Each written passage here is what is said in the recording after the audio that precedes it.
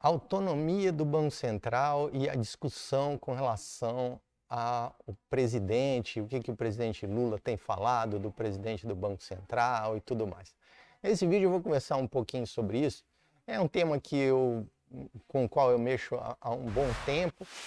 E, enfim, eu vejo que tem algumas pessoas falando algumas coisas que não fazem muito sentido. O primeiro ponto deles é ficar discutindo, aliás, que a gente precisa entender é a questão de autonomia e de independência. O Banco Central, embora a lei complementar 179 tenha dado autonomia na parte operacional e, né, embora orçamentária exista algumas restrições, né, mas com relação à parte operacional, essa autonomia ela se aplica à gestão da política monetária. A política monetária é aquela que influi na taxa de juros. Então ela vai controlar a taxa de juros para atingir um determinado objetivo. O Banco Central, como a gente vê aqui, ele tem, na realidade, um objetivo principal, objetivo fundamental, que seria assegurar a estabilidade de preços,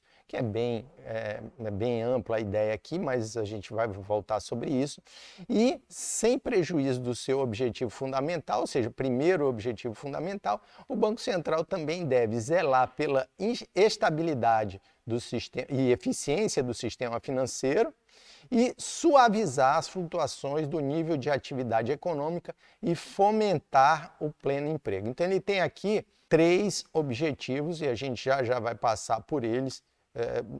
Na realidade, a gente vai passar mais pelo primeiro. Então eu estava falando de autonomia. Ele tem autonomia para a política monetária dentro desses objetivos. Ele tem lá a autonomia na política monetária, que é o tema que a gente vai focar nessa conversa de hoje aqui.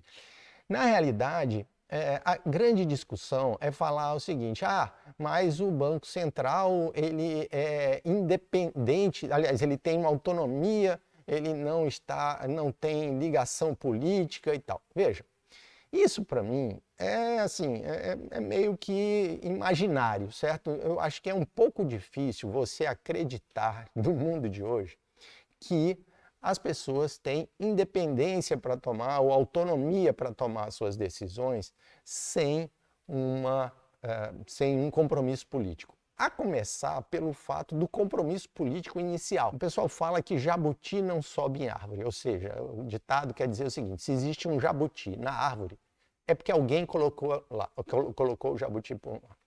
Ainda que não seja uma pessoa, pode ser, sei lá, pode ter sido a chuva, mas o jabuti não sobe na árvore. Então não existe presidente do banco, não tem um concurso nacional para escolher dentre as pessoas de reputação ilibada e tal. Elas vão fazer uma prova para discutir quem é o presidente do Banco Central. Não existe isso. Esse cara vai ser indicado por alguém, né? Ou por um grupo. E, de acordo com a força política desse grupo, essa pessoa vai se transformar presidente do Banco Central ou não. Inclusive porque, para você se tornar presidente do Banco Central, você precisa ser aprovado pelo Senado Federal. Então, para ter aprovação no Senado Federal, eu não imagino que a pessoa vai chegar lá e dizer que, quer dizer, vai chegar lá com arrogância e tudo mais. Não, a pessoa vai chegar, né? Inclusive, o procedimento, o Banco Central tem uma equipe lá de relações com parlamentares, então vai pegar essa pessoa, que é o indicado do presidente, vai levar lá para visitar todos os senadores que receberem o candidato a presidente. É uma espécie de beija-mão lá, né? Quer dizer, o cara vai conversar, vai se vender para essas pessoas. Porque se eu sou indicado e eu chegar lá com arrogância, né? Dizer, não vou falar com ninguém, não sei o quê, não tem perigo. Vai chegar lá na decisão e meu nome vai ser rejeitado imediatamente, entendeu? Então, existe todo um procedimento político da pessoa chegar e ir lá e conversar e tudo mais. Bom, dito isso, então você precisa do quê? De uma indicação de um grupo para seu nome surgir. Você precisa da indicação do presidente da República, né, que vai ser influenciado seu conjunto político, vai ser influenciado por esse grupo, né, em termos de poder de convencimento, seja esse poder econômico, seja esse poder de influenciar outros políticos. Então, é uma conjunção de forças políticas para indicar, porque isso é política, para que uma pessoa se torne presidente do Banco Central. Então não é da competência, da genialidade de absolutamente ninguém que vai depender a indicação, aliás, a indicação não, o exercício do cargo de presidente do Banco Central. Então, isso não quer dizer que o cara possa, sei lá, tocar o louco lá e fazer o que ele quer. Não, por quê? Porque ele tem uma restrição. E eu vou mostrar essa restrição, inclusive comprovar para você que é uma restrição política, mais uma vez. Então, veja que a condição, olha, o presidente e os diretores do Banco Central do Brasil serão exonerados pelo presidente da República nas seguintes condições. Aí tem lá, a pedido do cara, no caso de enfermidade, o inciso 2, inciso 3, quando sofrerem condenação, parará, e 4, essa aqui é a chavezinha. Quando apresentarem comprovado e recorrente desempenho insuficiente para o alcance dos objetivos do Banco Central do Brasil. Quais são os objetivos? Aqueles que a gente viu lá em cima, né? Então, aqueles que a gente viu lá no começo. E essa hipótese, né, na hipótese, né, de tirar por conta de comprovado e recorrente desempenho insuficiente para o alcance dos objetivos, né, compete a quem? Compete ao Conselho Monetário Nacional. Aqui é até curioso, porque o presidente do Banco Central do Brasil faz parte, né, faz parte do Conselho, provavelmente aqui ele vai sair, não vai votar, seriam os outros componentes que votariam.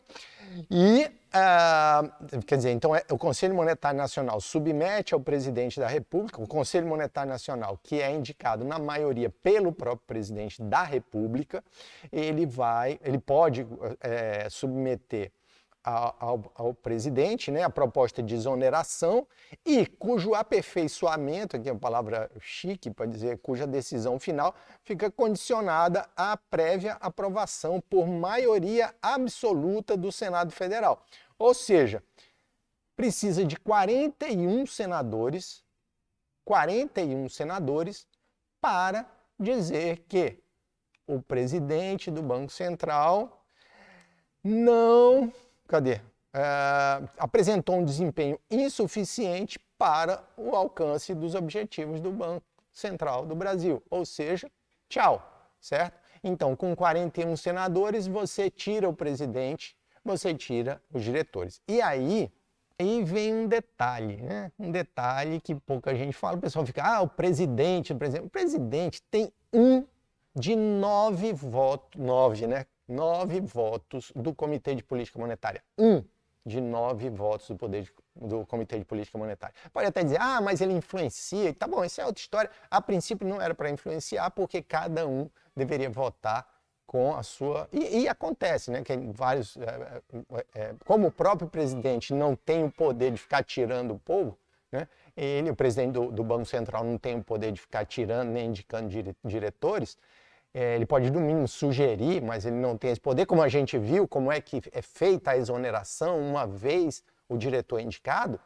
Essas pessoas são, teoricamente, em si, independentes. Então, ele precisa que essas 8 pessoas também votem na mesma, ou a maioria delas vote na mesma linha para uma subida na taxa de juros, redução da taxa de juros, seja lá o que. Bom, então a gente já viu que não é um cara sozinho que vai decidir para onde é que vai a taxa Selic.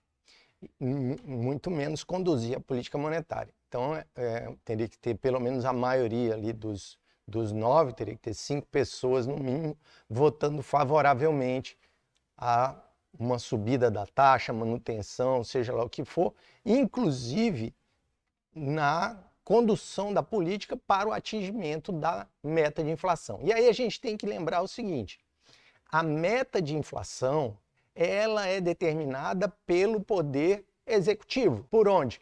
Pelo Conselho Monetário Nacional. Então, o Conselho Monetário Nacional estabelece a meta de inflação e o Banco Central vai vai perseguir aquela meta, vai usar suas ferramentas de política monetária para isso.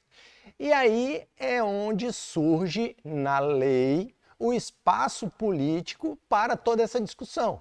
Então, se você tem uma diretoria do Banco Central que já está lá há algum tempo, que não consegue trazer a inflação para a meta com as ferramentas que possui, porque ela tem acesso a várias ferramentas para fazer isso, porém, a gente também já sabe que não é assim, né? Não é querer botar a inflação num ponto e todo mundo fica achando que não, é só usar juros e tal. Não funciona, dependendo de onde vem a inflação. Porém, se eu defendo essa política, eu tenho que aceitar o ônus de não ter o sucesso. Então, se eu estou dizendo que essa é a política e tal, linda e maravilhosa, que vai funcionar, e que o Banco Central tem que ser autônomo, tem que ser independente para poder adotar essa política feliz da vida, né? Então, eu tenho que dizer o seguinte, bom, se você tem autonomia para definir a taxa de juros, definiu do jeito que você quis, né? Definiu da forma que você quis, botou onde você bem entendeu, e aí você vira e diz assim, mas não funcionou. Não deu certo no primeiro ano por causa da crise sanitária, não deu certo no segundo ano por conta da crise sanitária, ou por conta da guerra não sei aonde, ou por conta disso, ou por conta daquilo. Então, você deixa uma brecha para que as pessoas discutam politicamente aquele ponto que a gente falou, que é a exoneração por não entregar, não cumprir os objetivos atribuídos ao Banco Central. E aí é uma coisa complicada, por quê? Porque o próprio Conselho Monetário anterior, né, da gestão anterior, deveria já ter montado algum procedimento para que não ficasse o presidente do Banco Central nessa sinuca de bico. Se tivesse tudo bem, né, se não tivesse uma discussão política acontecendo, você não estaria tão exposto, não estaria tão na vitrine como está agora. E é lógico que a gente tem que também entender que nós estamos tratando, como eu estou falando desde o começo, de uma questão política. E a questão política, ela está associada à vontade de alguém modificar alguma coisa associada à reação das pessoas que não querem que aquilo seja modificado. E aí é esse encontro de forças que vai trazer algum tipo de solução para o problema. No meu entender, eu acho que a solução para o problema vai vir por meio de uma acomodação. Não vai haver, no meu entender, e se eu tivesse que fazer algum tipo de previsão aqui, eu detesto previsão, porque quem faz previsão é cartomante, né? Então, assim, se eu tivesse que, sei lá, que dar algum chute aqui, eu chutaria que em breve tudo voltará ao normal, tudo se apaziguará. E isso é uma pressão, a gente pode entender como uma pressão para que as decisões sejam tomadas de uma forma mais ponderada, né? E aí também a gente acaba caindo numa situação na qual, se o Banco Central reagir reduzindo as taxas de juros ou coisas dessa natureza, essa é uma possibilidade que eu não vejo no curto prazo, é uma possibilidade que eu acho muito difícil. Por quê? Porque isso passaria uma mensagem ruim, né? Passaria uma mensagem ruim para o sistema. Então, talvez todo esse atrito, no lugar de gerar uma redução mais rápida da taxa de juros, isso provavelmente cause ali um ruído, além do ruído óbvio, o ruído evidente que aconteceu agora, além desse ruído evidente, pode estar em todos os jornais de economia, todo mundo falando disso e tudo mais, inclusive eu.